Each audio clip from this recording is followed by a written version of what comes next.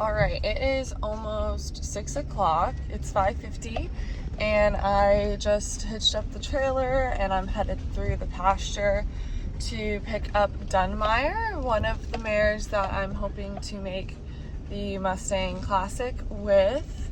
And we are heading to a Mark Lyon Colt starting clinic in Valdosta, Georgia. I'm really looking forward to it, to learn and also for fellowship and to just see some new things and yeah, learn some more and get this mare out.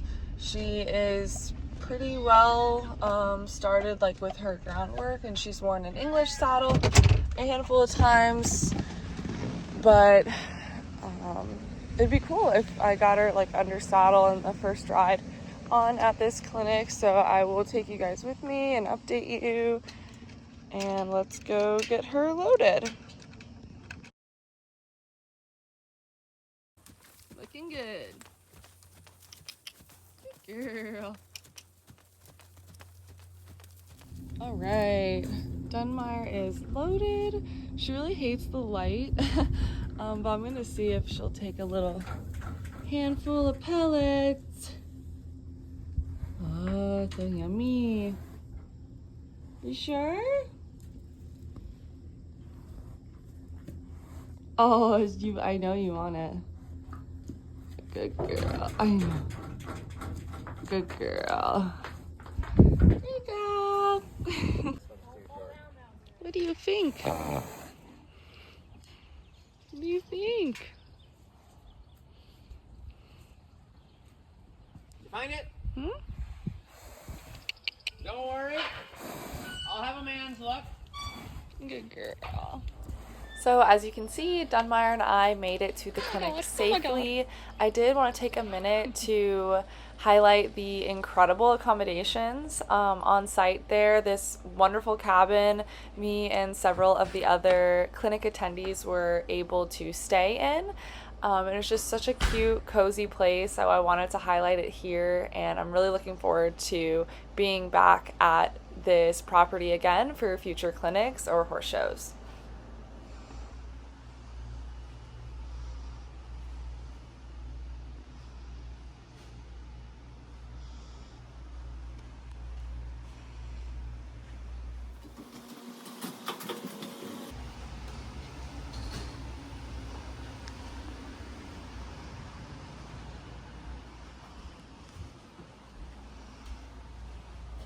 Now let's get back to the clinic. So Mark, what is Garrett doing right now? So we're getting this, we call this a high tie, and so it's basically a swivel that goes down so you can lunge them around. Sure. And what happens a lot of times is the horses will... Yeah, let me see how... So I do have a high line or a high tie system in my round pen, but I never have used a swivel in order to lunge the horse off of it. So this is a completely new exercise that we focused a lot on and was really wonderful for Dunmire because she had a little bit of a bolting problem going into this. So we spent a lot of time going over this, and you can see Garrett here making it the perfect height. And this is like a main takeaway that I brought home from the clinic and that I implemented in my own round pen. So like she'll just not move her feet there. Mm-hmm. Yeah, we got a little stuck in the barn coming out here. Good. So it's what happens with our horses. Sometimes if we don't get that foundation stuff really solid, when we go down the road a little bit, then sometimes they go, well, I should lead. Also, I don't have to if I don't want to, or I don't have to bend. I don't have to give to the halter.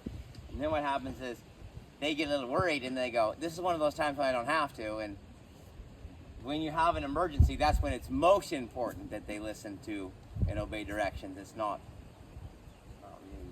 Yeah, absolutely. Yeah, so just getting those basics down in there is going to be a little bit. She said, you know, that rope isn't a suggestion. It kind of means something.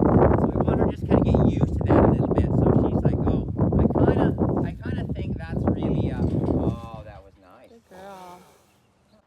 I apologize about some of the audio in these clips with the wind. It's kind of hard to hear at some points, but basically, Mark is explaining how Dunmire doesn't have like the utmost respect for the halter pressure. So sure, she's halter broke, but definitely not 100% there where she is, respecting that halter pressure as if it means everything to her. She still has that bit of bulkiness. When I walked her out through the barn, needed someone to come up behind her, and in the past has been able to bolt away from the halter pressure, which she remembers. And in a lot of these clips, you can see her body kind of lean back, like she goes to lean way back. And that, I think, is she's wanting to bolt in that moment, but she's holding it together because she knows she's tied.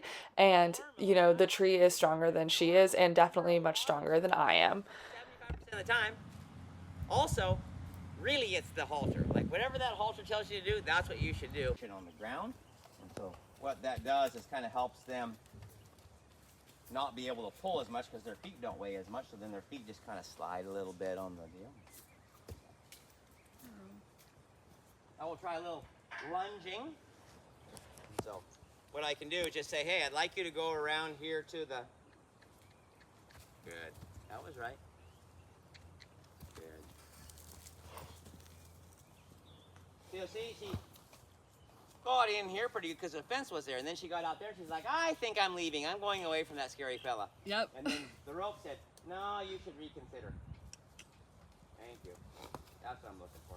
So I'm going to just put a little pressure on this side. I want her to go that way. She said, I think I'll try going backwards first. And I said, no, that's not what I was really asking. So as she went backwards, of course, the rope got tighter.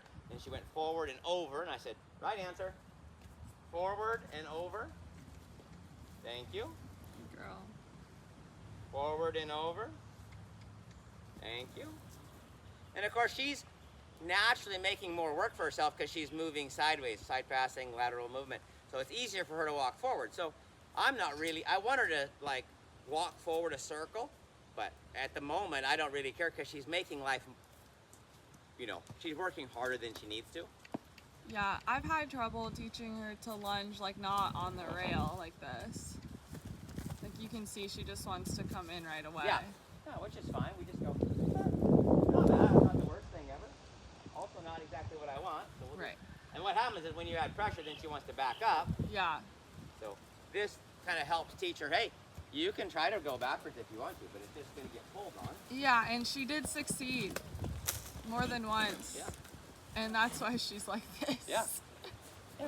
So the same thing happens. Like I don't mind, sometimes we all put ourselves in a situation where sometimes they're not all tied solid all the time. So sometimes they're gonna make a mistake. Yeah. If they make a mistake, I just go, well. Yeah, like right there, she got half a circle, so. Well, it kept pulling until she came forward. So she's like, oh, try that.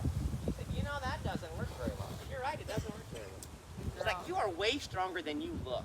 Like, I would not have guessed you were that strong.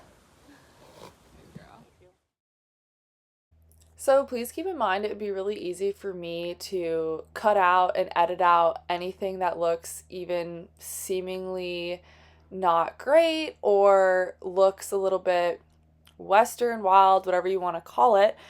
Just her, pulling back and getting to the end of that rope on the last clip. But I feel it's very important to put that in there because you can value and see the improvement more for what it is. Because look at how relaxed she is now, just walking so quietly on the circle, and she's a lot more in tune with the trainer. And look at that progress. I mean, she's respecting that halter pressure so much more. She understands that it's not a suggestion. Like right there, she wanted to pull, but you can see it's completely just such a less reaction, just working on this for 10 15 minutes. So it's important to see raw clips like that sometimes, just to encourage people that it doesn't always look beautiful. And just like in life, we have to go through hard things sometimes to make it to the other side. And with these horses in training, sometimes they end up being a little uncomfortable to make it through to become better horses in the long run.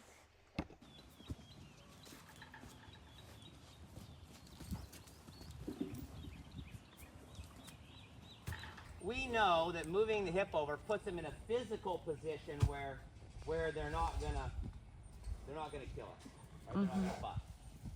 What else does it do? They have to think about their feet a little bit. They do have to think about their feet a little bit. It does help their mind, but what helps it about their mind? What does it do? Helps relax. Huh? Relax. Yes. Good. Why? So it's psychophysiological positioning kind of deal. So it's something that we do physically that causes us to change mentally. And there's lots of them. There's several things. So can you think of something that you do physically? It's a physical action that causes a mental change. Breathing. Take a deep breath. Deep breath is one. Stretch. Stretch, yawn. Exercise causes you to, have a little bit different mental outlook. So, just being in that physical position causes us to be, if you ever watch cops, they're like, get on your knees, put your hands up, or lay on the ground. Part of it is it's harder to physically fight from that position. The other part is if you get the person in that position, it causes his brain to give up a little. He's less likely to initiate a fight because you've mentally put him in a position that he's less likely to fight from. Okay, so the same thing happens with a horse. When he moves his hip over, he's got to relax his hindquarters or her hindquarters. And so basically you're saying, it's kind of like, remember I made the joke today about telling your wife to relax or something. It doesn't work really good. Sit down. Well, if you just say, instead of telling the horse, relax, you say, move your hip over. Move your hip over. And in order to do that, they have to relax to move their hip over. And so you're putting him in a physical, hey, that's way better. Yeah. I know. Then I moved and you were like, oh my goodness. And chocolate chip mint. Oh wow, gourmet marshmallows. She's about to jump over the fire. Ooh.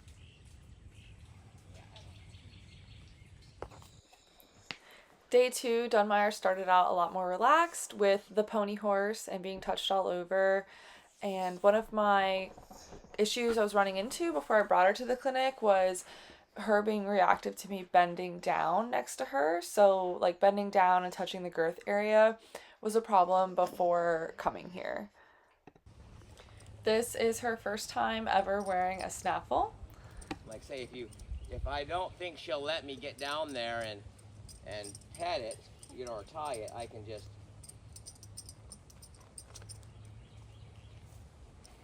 Girl.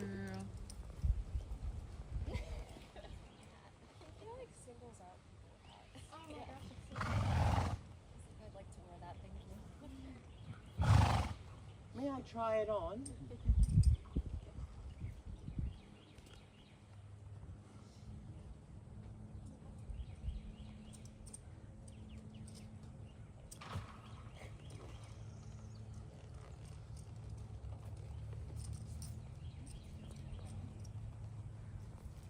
A lot of times I'll put that, there's a Colt starting tip for you guys that are doing competitions. A lot of times will put that on right before I saddle them. Gives them something else to kind of think about, kind of distracts them just slightly. I mean, it's not gonna, if they're pretty spooky about a saddle, you're not gonna get one on it if you have a bit on there. But if they're just that little tiny. Also, if you're gonna be effective in life, you're also gonna have to handle stress. If somebody says, you put him in a life or death situation, that thing will lock up and everybody will die. Nobody wants that one on their team. So you have to be able to handle stress if you need to, but nobody wants to live in a high stress, or at least I don't live in a high stress situation. So yeah, just pull it off and pet her and then put it back on.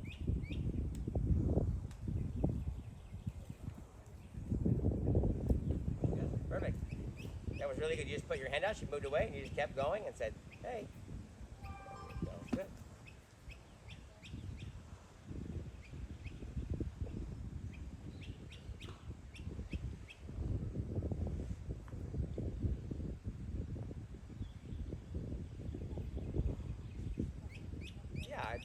on the other side.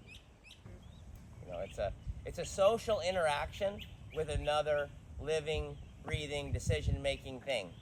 So it's like, when do you start teasing your new best friend? Since they've already teasing. Tease them too fast, that thing will never be your friend again. Do it. Right? You know, like, look. We were able to take a break from horses and witness the incredible Red Bull. Check. Oh, good boy. He's bowing. Scratch him on the neck. He Good goes, boy. oh yeah. Good boy. Wow, good boy. You're so tall. Woo!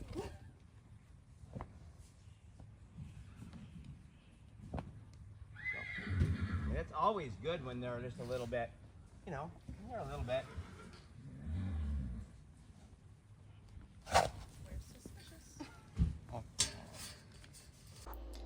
So as you can see, she's pretty reactive and a little just stressed out about the Western saddle getting close to her and potentially about to be thrown onto her. So we took a break from this and did a little bit of a sacking out exercise, something that's spookier than the saddle, coming up, touching her side, then leaving, touching her side again, landing on the other side, and that really helped with being able to saddle her without her being this reactive. So I kind of saw this technique as a really nice intermediary or bridge from the saddle pad to the saddle, because yes, I had her, you know, accepting the saddle pad just fine, but when it came to the saddle, that's where I was hitting a roadblock, and I don't think I would have thought of this method to get over that roadblock without learning it at this clinic. So this was another thing I took home with me and worked really well to get her over that fear, and it helped her a lot settle down for the saddling process. That was better. She kind of just decided, well, maybe I'll just come forward. Good. Yeah, I just try to get and what I normally do is I'll even land, you know, if I think they're going to be worried, I'll come up here like this, and then I'll kind of rub them like this a little bit with this one, and then I'll just land that stirrup. Yeah. Like that. Okay. Right there, and then I'll just pull it off. Rotate that thing, and that stirrup starts sticking out here, and then when it's coming around, there, cool. That was really smooth. Cool. And then she's a little bit of a drama llama. Yeah. Drama llama. Just yeah, and then yeah, slowly, yeah, good. Just nice and easy, yep. Good. Better. We'll get rid of giraffe. I'm not one to make excuses, but I normally saddle from the other side. So my left arm is my weaker arm, and I was practicing for a long time on the fence. So I feel like I just look weak in these videos, and that is my excuse. I mean, I got rid of giraffe and put in llama. Hey, can you get this farm to get some llamas? What? Can you get this farm to get some llamas? I like how she's being. Yeah. Nice. I think I deleted it. put her on LOL. a swivel and move her Yeah. around that way. Yep. That's what I would do. I just want to pet that.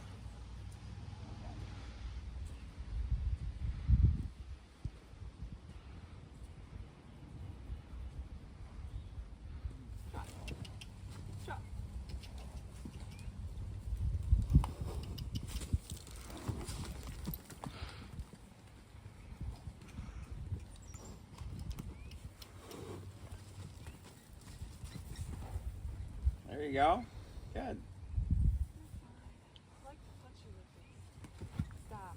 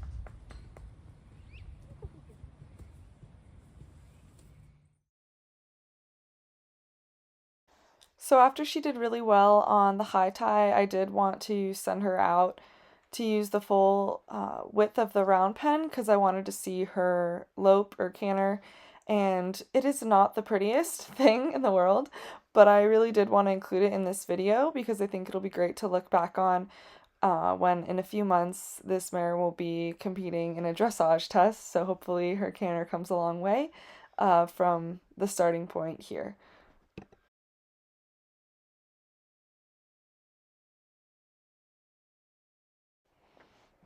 I didn't end up putting a first ride on this mare during this clinic, which I was totally okay with. I told Mark in the beginning that I was not going to be disappointed if I didn't have a first ride on her. And, you know, after the first day, finding those holes in her just halter leading, I was totally okay with all of the breakthroughs we made and was really happy when I left that weekend.